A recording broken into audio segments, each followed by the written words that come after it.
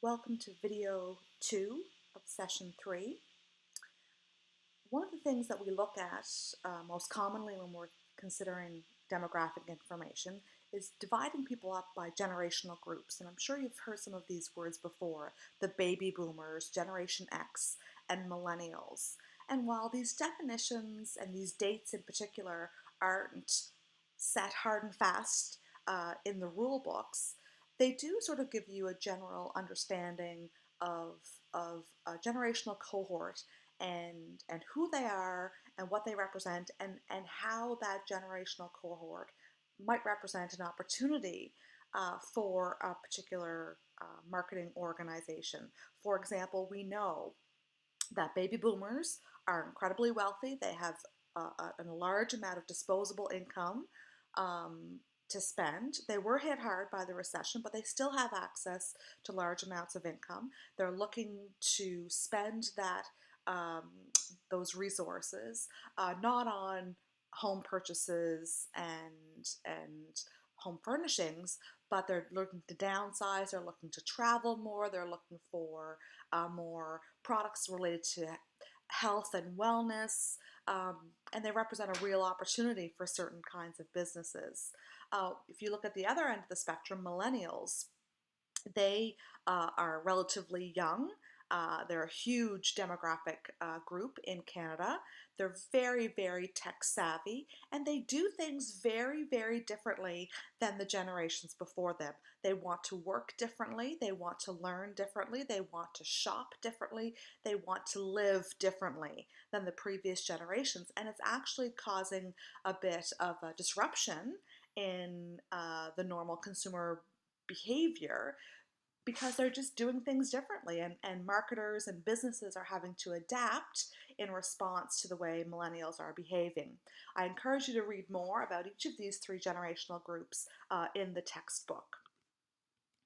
If you're a marketer, though, and you're thinking about whether or not you're going to target your marketing messages on Generation Xers versus millennials, it would make sense that you take very, very different strategic approaches to how you reach out to those audiences. They respond to different kinds of messaging and different kinds of mediums or ways of delivering messages in very, very different ways. And so understanding if you're the kind of business that's going after millennials, or if you're the kind of business that's going after Gen Xers or baby boomers, it's really important to know as much as humanly possible about that particular generational cohort. The last generational cohort, which is the ones being born now and being raised and growing up now, is anybody born after the year 2000. They make up kids, tweens, and teen markets, and there's about 5.6 million of them in Canada. Technology is all they've ever known. While the millennial group is very comfortable with technology, they do or may remember a time before technology was as prevalent in their lives as it is today. Generation Z has no recollection whatsoever of what happened before technology was so prevalent in our world today. And so understanding how they think and how they operate and behave and what they're looking for is another type of consideration that you want to think about, especially if you're going after that particular market. Other demographical information that you may want to think about is the changing dynamic of Canadian households. The reality is the number of traditional households with a father, a mother, and 2.2 kids and a dog is actually changing quite dramatically. We have a growing market or demographic profile that includes non-traditional households. So it could be single parent households, it could be multi-generational households, it could be same-sex households. So the traditional mother, father, and 2.2 kids doesn't necessarily represent an accurate picture of the types of households that we have in the marketplace today. And so understanding that and understanding what impacts that might have on buyer behavior and consumer behavior is really important.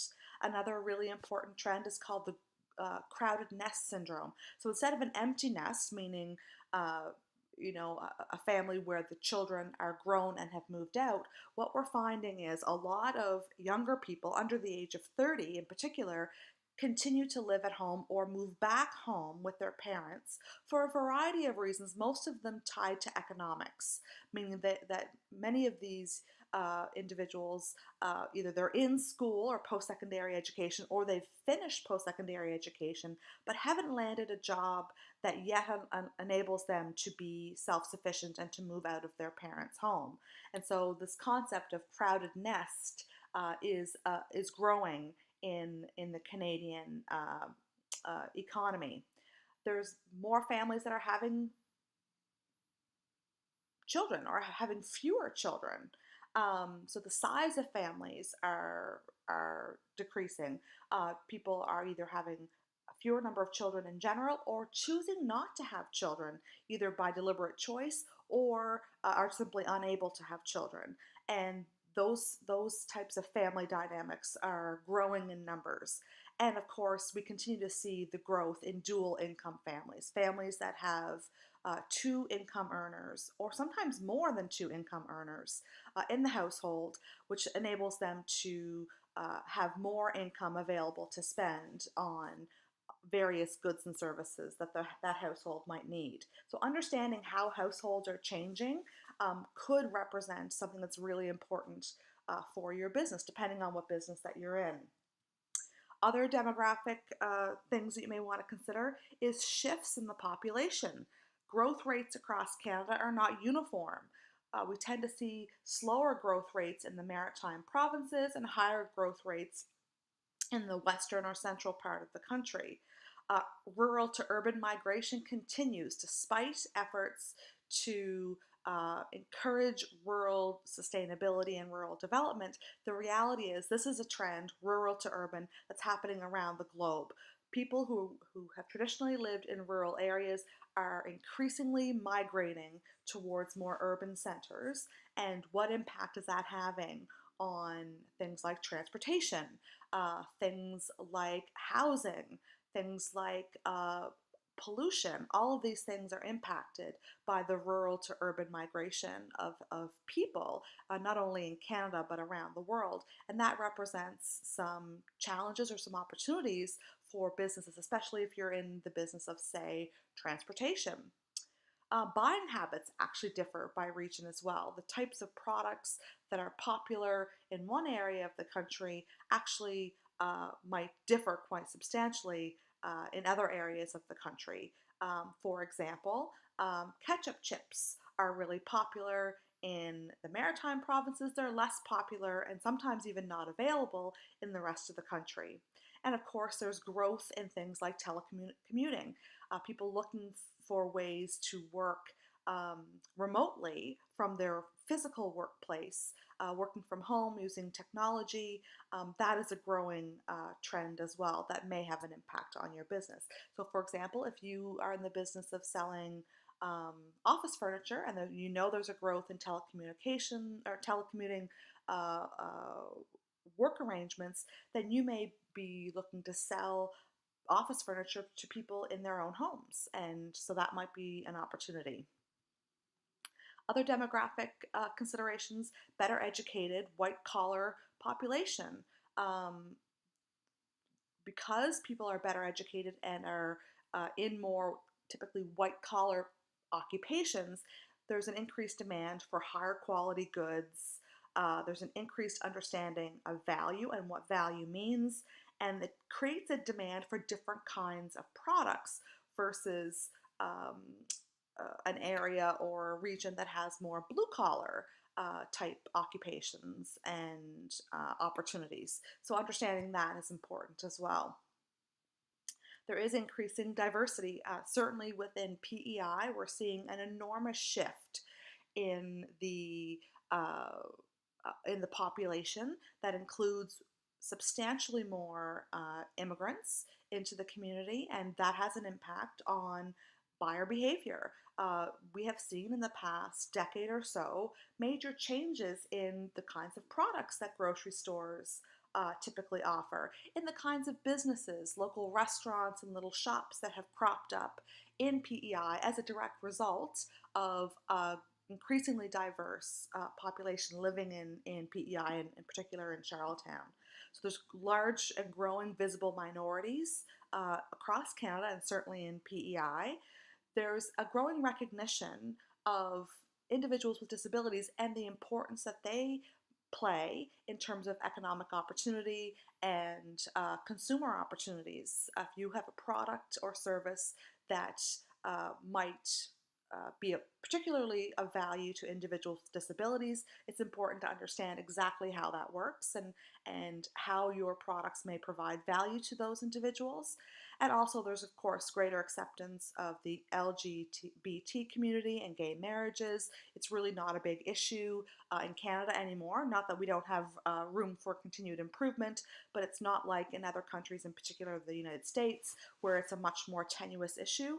For the most part, this, from a legal perspective anyway, these issues have been largely addressed. Certainly still have opportunities to move forward to ensure equality, but it's not as controversial an issue in Canada today as it was even a decade ago.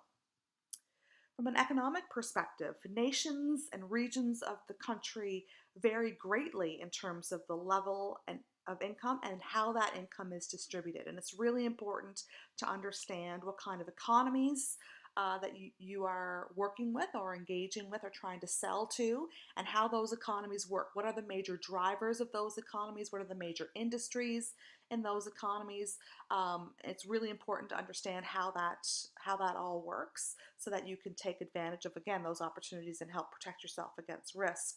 Some things with respect to the economic environment that affect consumer behavior, like spending, changes in income.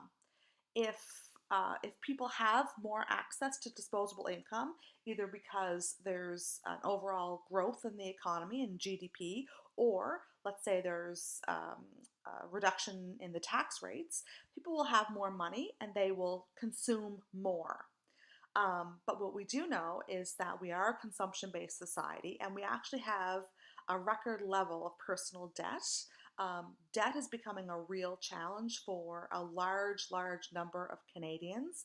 And so that if people have a lot of their money tied up into repaying debt, that's money that they are not able to spend on goods and services. And so that's an important consideration. Economic crises. We are not currently in an economic crisis, but certainly that is possible given the instability in the US, the political instability, and potentially even the economic instability. When we experience economic crises, it tends to lead consumers to be more frugal or more conservative in what they spend their money on, and that can have an impact if you're a company that spends or that sells a luxury or a discretionary product. People don't really need it; they buy it for more recreational or pleasure-based purposes. If they're looking to tighten their belt in terms of spending less money, that may be something that they choose to spend less money on. Value marketing, and when economic situations are more tight or more difficult, consumers look more and more to getting really good value for the money that they spend. So things like understanding changes in spending patterns. Consumers at different income levels have different income spending patterns. If you have more disposable income, you'll spend less of that income proportionately on the necessities of life, shelter, food, transportation, and you'll spend more proportionally of your money on pleasure and leisure type activities. The lower income you happen to have, the more or greater proportion of that money will be spent on basic necessities of life. The natural environment, looking at raw materials, things like increased pollution and what impact that might have on your business, and how government is going to respond or intervene to protect natural resources so that those resources are in fact available to future generations. So understanding if this is relevant to your business, understanding this factor is really important. This one would tie into something like, for example, climate change. How might climate change have an impact on your business? And you may think, well, that's ridiculous. Climate change doesn't have an impact on my small business here in PEI.